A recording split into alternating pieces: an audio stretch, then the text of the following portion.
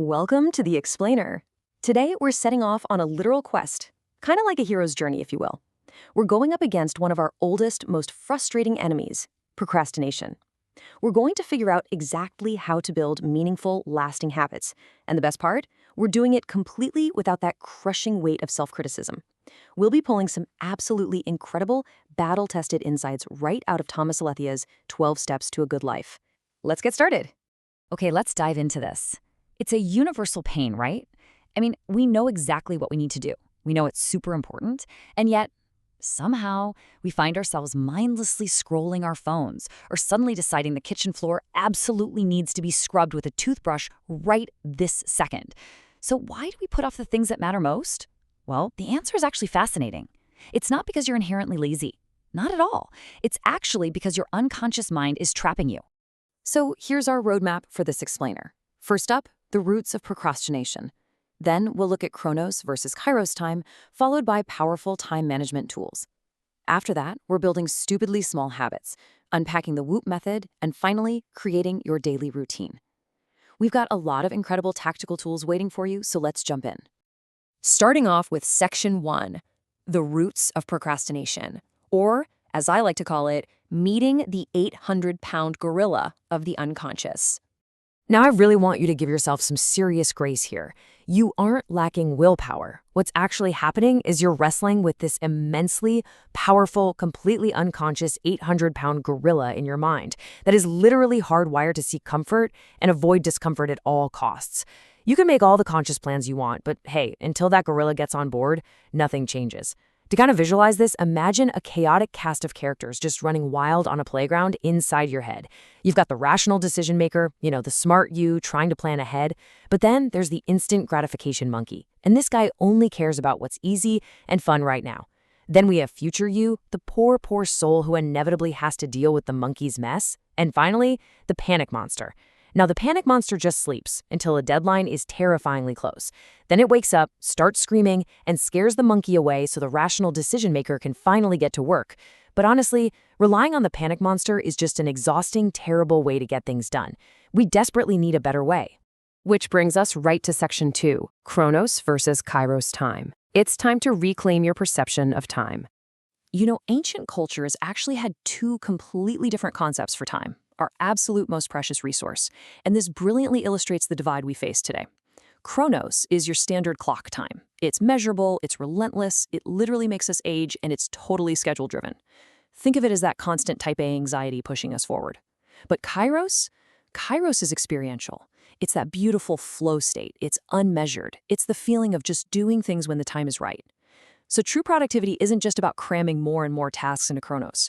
It's actually about creating enough structure within Chronos so that you can step into that peaceful, focused flow state of Kairos. All right, moving into Section 3, Powerful Time Management Tools. This is about equipping yourself for the journey. Okay, let's ramp the energy right back up here because it's time to grab the exact tactical weapons we need to finally defeat that instant gratification monkey and completely take control of our day. Think about the number 20. I want you to lock this into your brain right now. This number is your new secret weapon. It's the absolute core of a highly specific, insanely effective time management method called the Pomodoro Technique. Seriously, if you struggle with focus, this is a real game changer. So the crucial point is exactly how you execute this. Step 1. You set a timer for exactly 20 to 25 minutes of completely dedicated, absolutely distraction-free work. Step 2. The second that timer goes off, you take an immediate 5 to 10 minute break. Step away from the desk, stretch, grab some water. And step 3, you just adjust those times to fit your own workflow, but you absolutely have to keep that ratio. Now, why does this work so beautifully? Because 20 minutes? That doesn't scare the instant gratification monkey. It's short. But the ticking timer provides just enough urgency to keep the panic monster satisfied, all without burning you out. It is literally the perfect trap for procrastination. Now imagine combining your Pomodoro sessions with the Pareto principle, also known as the 80-20 rule.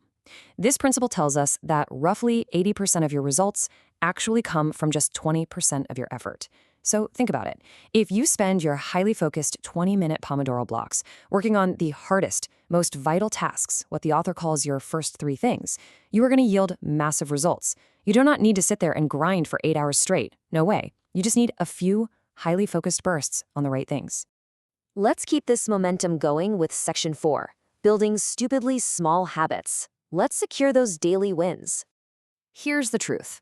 Relying on active willpower all day is a losing game. Why? Because willpower depletes. You run out of it. To lock in your productivity wins, we have to rely on routines and habits. And the secret sauce here is radical self-compassion. It's perfectly summed up by Dr. Glenn Doyle right here. 1% beats 0%.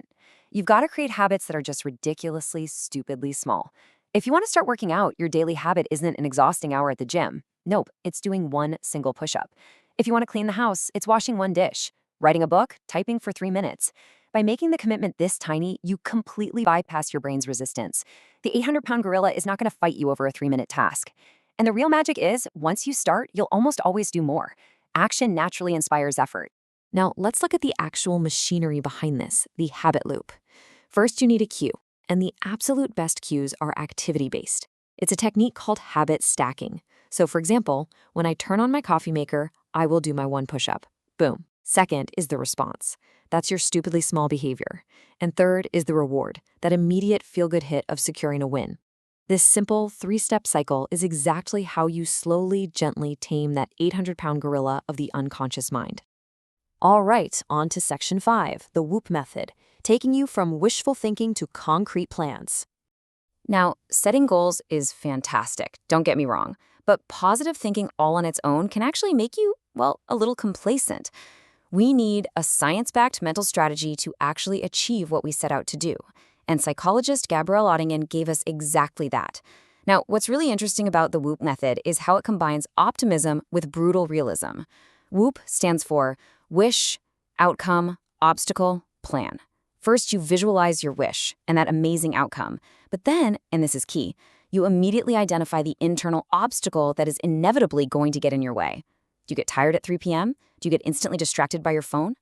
Once you know the obstacle, you create an if-then plan.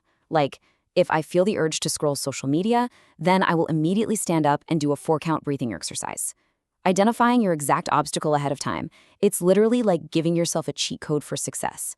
Which brings us beautifully to our final section, creating your daily routine. The perfection of imperfection. So how do we take all of this, the Pomodoros, the tiny habits, the WHOOP method, and bring it all together into a sustainable daily rhythm that doesn't just feel like a suffocating checklist? Well, you anchor your day in values, not rigid rules. First, embrace wabi-sabi. That's the beautiful concept of finding perfection in imperfection. Your routine is never, ever going to go exactly as planned, and you know what? That is completely okay. Next, focus on your first 3 things, those high-priority tasks that actually align with your true purpose. We've got to give up the illusion of busyness and seek out meaningful growth instead. And hey, when things get overwhelming, use the radar technique. Reflect on how you're feeling, describe it neutrally, and respond intentionally. A routine shouldn't be a prison of productivity. Think of it more as a sacred structure that connects your mundane daily tasks to your absolute highest self. I really want to leave you with this powerful realization today. You don't manage time. You manage yourself within time. There are always going to be 24 hours in a day. Time flows exactly the same for every single one of us. So true productivity isn't about manipulating the clock. It's simply the wisdom of acting rightly in the present moment. It's about bringing your energy, your tactical tools, and your core values together right here, right now. So I leave you with this challenge. Think about the most important thing you've been putting off. Seriously, what is it? Now, how will you align your very next 20-minute Pomodoro block with your highest values? Go set that timer for exactly 20 minutes. Promise yourself that glorious 5-minute break, defeat the monkey, calm the panic monster, and start your hero's journey right now. Thank you so much for joining me on this explainer, and I will catch you on the next one.